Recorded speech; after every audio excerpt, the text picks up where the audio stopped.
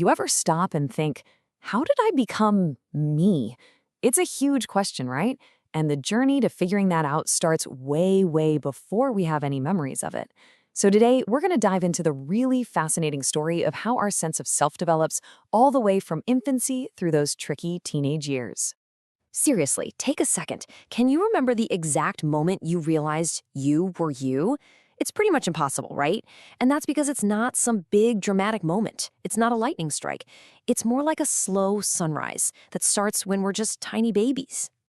All right, so where does this journey even begin? Well, it all starts with the most fundamental discovery a person can make. It's this idea that you are a separate person from everything and everyone around you. Think about it. Attachment theory gives us a big clue here.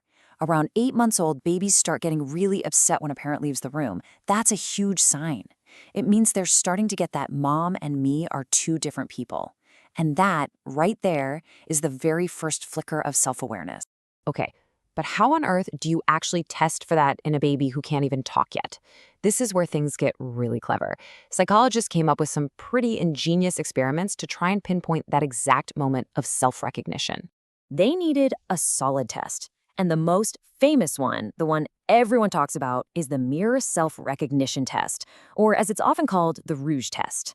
It was developed way back in 1979, and it's an absolute classic because it's such a simple, elegant way of asking a baby a super complex question.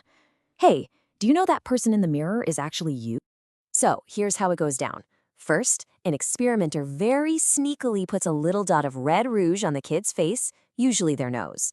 Then they plop the child down in front of a mirror, and now they just watch. This is the key moment. Does the child reach out and touch the mirror like they're touching another baby, or do they reach up and touch the red dot on their own face? If they touch their own nose, bingo, that's it. That's the sign they get it. The reflection is them. And what's so cool about this is that it shows self-awareness isn't just bam, an on-off switch. It's a whole process. You see, around 15 months, babies start poking their own noses. Then, by 18 months, they even start acting kind of silly or shy in front of the mirror, which is amazing. After that, you get the language explosion. They start saying me and my. And by 22 months, most of them can even look at a photograph and point to themselves. It's a step-by-step journey. So you would think this is just a universal human thing, right? That every kid goes through this in the exact same way. But as it turns out, the path to finding yourself might actually look pretty different depending on where you grow up and how you're raised. And this is where it gets really interesting. A study back in 2017 looked at toddlers in Scotland, Turkey, and Zambia. What they found was pretty wild. In Scotland, where parents tend to talk more but give less physical direction, the kids were better at the mirror test. But in Zambia, where parents generally talk less but are more hands-on, the kids did better on something called the body obstacle task. Now, this is a really clever test where a kid is on a mat that's attached to a little toy cart. To push the cart, they have to figure out that they are the obstacle and they need to step off the mat first. It's all about physical self-awareness. So what's the takeaway here? Well, it looks like parenting styles can actually shape which part of self-awareness develops first. What they call distal parenting, which is more common in individualistic cultures, is all about face-to-face time and playing with objects. That might give visual self-recognition a boost. On the other hand, proximal parenting, more common in collectivist cultures, involves a lot more body contact and physical guidance, which could be why those kids are better at understanding their own bodies in space.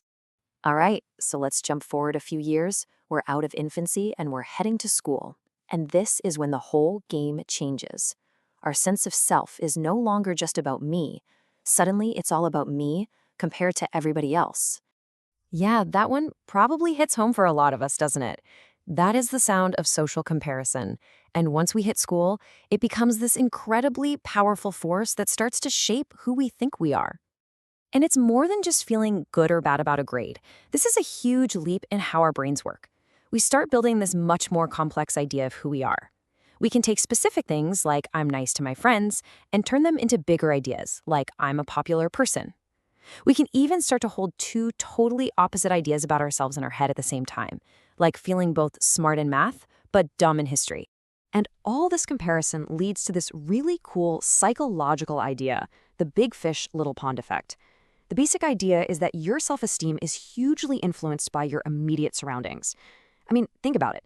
it often feels a lot better to be the top performer in a regular group than it does to be just average in a group of super high achievers. The pond you're swimming in really, really matters. Okay, and then we hit adolescence. And this is where our sense of self takes another massive leap, but this time, the journey is inward. The focus totally shifts from what we do to who we are on the inside. I mean, if you ask a 7-year-old to describe themselves, they'll give you facts. I have brown hair, I can run fast. But ask a teenager, and the answers get way more abstract. They start wrestling with their own beliefs, their own philosophies. The self isn't just a list of facts anymore. It's this incredibly complex inner world. And living in this new abstract world creates this wild push and pull. On one side, you've got the personal fable, that deep gut feeling that no one understands me, my experience is totally unique. But then on the other side, you've got the imaginary audience, this constant paranoia that everyone is watching you, judging your clothes, your hair, everything. It's this crazy conflict between feeling like you're one of a kind and feeling like you're under a microscope. All right, for our final piece of this puzzle, we have to zoom all the way out and look at the biggest influence of all, one that's been shaping this whole process from day one, and that's culture. You see, culture isn't just some minor detail that adds a little flavor.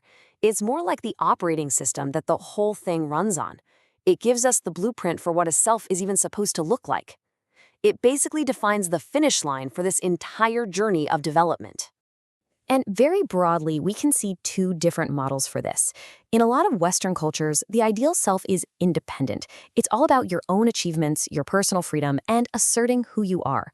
But in many Eastern cultures, the ideal self is interdependent. It's about your role in the group, your connection to others. The goal isn't to stand out, but to maintain harmony and fit in. So when you put it all together, from that first little spark of recognition in the mirror, all the way to the complex, abstract ideas of our teenage years, our sense of self is just this incredible construction. It's built from our biology, sure, but also from our personal experiences and the cultural world we grow up in, which leaves us with one last thing to think about.